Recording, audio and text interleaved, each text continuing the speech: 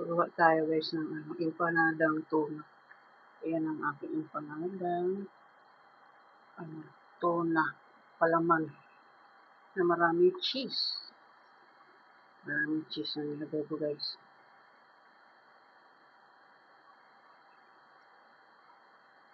Future tuna, ano yan? San Marino tuna, yung hot and spicy. Naluan ko ng patatas guys.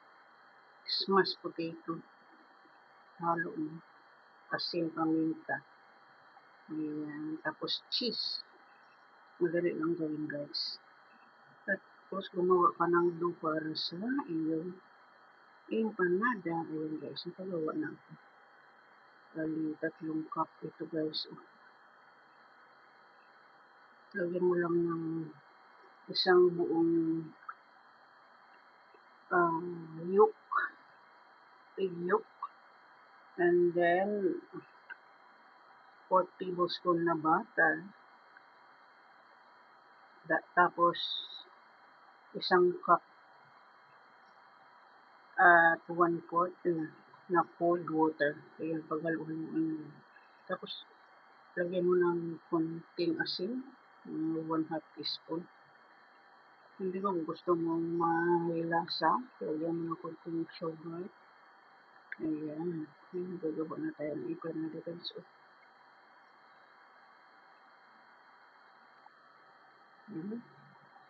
I-flatten lang natin itong ating dough guys. And then, lalagyan ng palaman. I-roll mo lang yun. Hanggang makabuo ka ng isang bilog. Ayan. Maganda ko pantay-pantay sana yung meron tayong hulmahan. Kaso wala eh. Mano-mano na lang guys. Ayan.